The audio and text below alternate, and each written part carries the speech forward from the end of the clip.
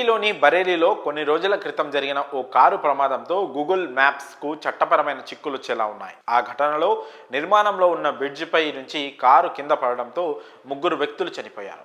దీనికి సంబంధించి public works డిపార్ట్మెంట్కు చెందిన 4 అధికారులపై తాజాగా కేసులు నమోదయ్యాయి. అటు బాధితుల బంధువులు గూగుల్ మ్యాప్స్పై కూడా కఠిన చర్యలు తీసుకోవాలని పోలీసులకు ఫిర్యాదు చేశారు. ఈ నేపథ్యంలో కారు ప్రమాదంలో తప్పు ఎవరిదన్నది చర్చనీయాంశంగా మారింది. గూగుల్ మ్యాప్స్ చూసి 3 వ్యక్తులు కారుతో వంతెనను ఎక్కినట్టు సమాచారం. అయితే ఆ బ్రిడ్జ్ నిర్మాణం ఇంకా పూర్తి కాలేదు.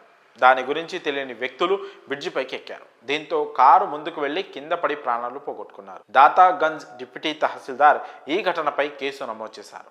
వంతెన మీదకి మనుషులు, వాహనాలు వెళ్లకుండా అధికారులు గట్టి బారిగేట్లు ఏర్పాటు చేయలేదని, వంతెనను సూచించే బోర్డులు కానీ, రోడ్డు అక్కడితో ఆగిపోతుందనే బోర్డులు కానీ పెట్టలేదని తహసీల్దార్ కంప్లైంట్ చేశారు.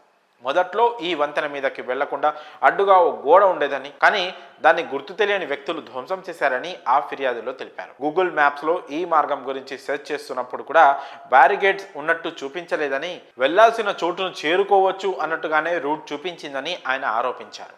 ఈ ఘటనలో మృతులను 30 ఏళ్ల నితిన్ కుమార్గా, ఆయన 2 కజిన్స్ అమిత్ కుమార్, అజిత్ కుమార్గా పోలీసులు గుర్తించారు. నితిన్, అజిత్ గురుగ్రామ్లో క్యాబ్ డ్రైవర్లుగా పనిచేసేవారు. ఈ 3 గురుగ్రామ్ నుంచి బయలుదేరి బదౌన్లోని దాతాగంజ్ వైపు నుంచి వెళ్లేందుకు రామ్గంగా వంతెనపైకి ఎక్కారు. పెళ్లి వేడుక కోసం ఈ 3 బరేలీలోని ఫరీద్పూర్ వెళ్తుండగా ప్రమాదం చోటు చేసుకుంది. మొబైల్ నావిగేషన్ ఆధారంగా ఈ 3 సరైన రూట్ కోసం వెతకగా రామ్గంగా బ్రిడ్జి మీద నుంచి కారు కింద పడిపోయింది. రామ్గంగా వంతెన నిర్మాణం సగమే పూర్తయిందన్న విషయం నావిగేషన్లో కూడా తెలిసి ఉండకపోవచ్చని కుటుంబ సభ్యులు తెలిపారు. ఆ 3 మరణం తర్వాత కూడా స్థానికులు గూగుల్ మ్యాప్స్ పరిశీలించినప్పుడు అక్కడ రూట్ క్లియర్గా ఉన్నట్టే చూపించడం గమనార్హం. అయితే మృతుల బంధువులు మాత్రం బ్రిడ్జిపై సరైన ప్రమాదక హెచ్చరికలు లేకపోవడంతో పాటు గూగుల్ మ్యాప్స్ వల్లే ప్రమాదం జరిగిందని ఆగ్రహంగా ఉన్నారు. మరోవైపు నావిగేషన్ వ్యవస్థకు సంబంధించి చట్టాలు ఏం చెప్తున్నాయనే దానిపై ఇంకా స్పష్టత రాలేదు.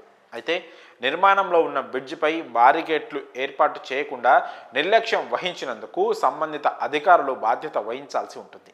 ఈ నేపథ్యంలోనే 4 అధికారులపై కేసులు నమోదు చేశారు. ఈ ఘటనపై గూగుల్ ప్రతినిధులు కూడా స్పందించారు. విచారణకు హాజరై తమ వాదన వినిపిస్తామని చెప్పారు.